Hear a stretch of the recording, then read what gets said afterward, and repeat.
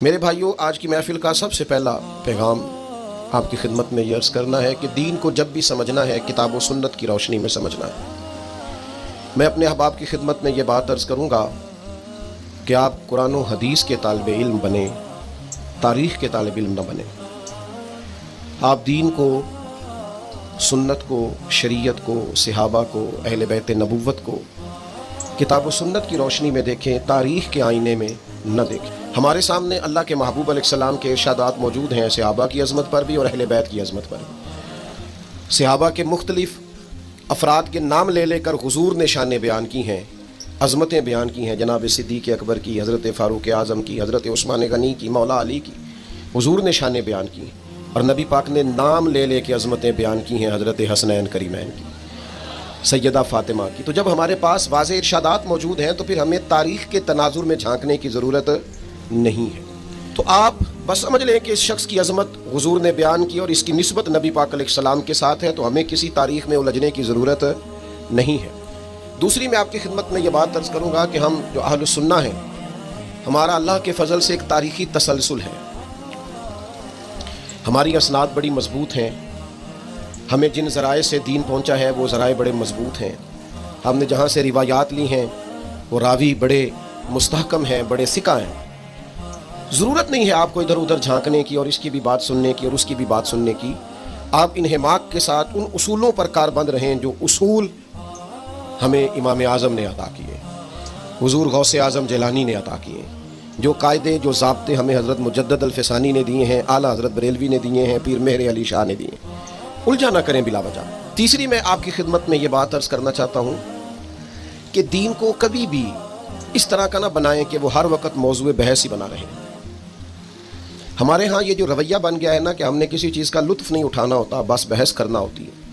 میلاد شریف آ گیا تو اس پر بحث شروع کر دی، معراج شریف آ گیا تو بحث شروع کر دی کہ نبی پاک نے اللہ کو دیکھا کہ نہیں دیکھا۔ اگر محرم شریف آ گیا تو اس پر بحث ہونے لگ گئی۔ عاشورہ کے روزے پر واضح حدیث موجود ہے، اس کو بھی لوگ الجھاتے ہیں کہ یہ رکھنا چاہیے کہ نہیں رکھنا چاہیے۔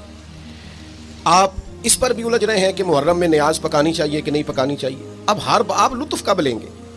آپ دین کا ذوق کب لیں گے؟ ساری زندگی ابحاث کتنی ہوئی ہیں، کتنی ہو رہی ہیں، یہ ہوتی رہیں گی۔ آپ اس خاص لطف کی طرف بڑھیے، اس خاص ذائقے کی طرف بڑھیے، اس خاص شوق ذوق کی طرف بڑھیے۔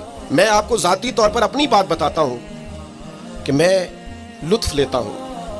میں میلاد شریف کا بھی لنگر پکنے لگتا ہے تو دوستوں سے کہتا ہوں چاول بھی سونا بندوبست کرنا، اس کے لیے بزم بھی خوبصورت سجانا، آنے والوں کا اکرام بھی زیادہ کرنا۔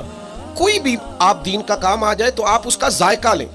یہ عزت اور شہرت اور انا پرستی اور مختلف بتوں کے معاذ اللہ پرستش کی زندگی ہے، تکبر کی زندگی، فلاں ہوتا ہوں میں، فلاں ہوتا ہوں میں، فلاں ہوتا ہوں۔ یہ جو روحانی زندگی ہے نا، یہ عشق والی زندگی، یہ ذرا ذوق والی زندگی، اس میں نا تھوڑا سا انسان تازہ دم رہتا ہے، اس میں اس کی کیفیات مضبوط رہتی ہیں۔ یہ جو پیار ہے نا، محبت ہے، وہ اقبال کہتے ہیں کہ یہ جو حضرت ابراہیم علیہ السلام کا آگ میں جانا ہے نا، یہ بھی عشق ہے، اور یہ جو امام حسین کا کربلا جانا، یہ بھی عشق ہے۔ فرماتے ہیں صدق خلیل بھی ہے عشق اور صبر حسین بھی ہے عشق۔ یہ دراصل عشق ہے، وارفتگی ہے۔ اپنے اندر نا یہ سارا دن خشکی نہ پیدا ہونے دیا کریں۔ یعنی میرا مطلب ہے کبھی کوئی کچھ کہہ بھی گیا ہے تو پھر مثلاً کیا ہو گیا ہے؟ آج بڑا مسئلہ کیا ہے ہمارا؟ بڑی جلدی لوگ صوفی ہو جاتے ہیں، بڑی جلدی لوگ عالم ہو جاتے ہیں، بڑی جلدی ان کی عزت ہو جاتی ہے، بڑی جلدی وہ ناراض ہونے لگ جاتے ہیں۔ اچھا، بہت ساری باتیں ایسی ہوتی ہیں جو ان کے حق میں ٹھیک ہو رہی ہوتی ہیں۔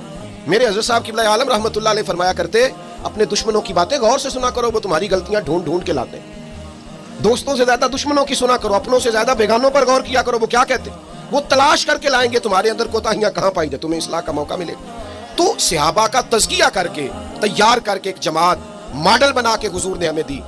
عقائد میں تقلید نہیں ہوتی، تقلید مسائل فقہ میں ہوتی ہے۔ عقائد میں ہم امام اعظم کے کہنے پہ اللہ رسول کو نہیں مانتے، عقائد میں تقلید نہیں۔ لیکن صحابہ کا ایمان معیار ایمان ہے، اہل بیت کا ایمان معیار وَإِذَا قِيلَ لَهُمْ آمِنُوا كَمَا آمَنَ النَّاسُ، جب ان سے کہا جاتا ہے اس طرح ایمان لاؤ جس طرح یہ لوگ ایمان لائے ہیں، صحابہ اور اہل بیت، تو ہم نے ان پر بحث نہیں کرنی، ہم نے ان سے سیکھنا ہے۔ سمجھ آ گئی ہے میری باتوں کی؟ یہ میری 5 باتیں انشاءاللہ یاد رہیں گی۔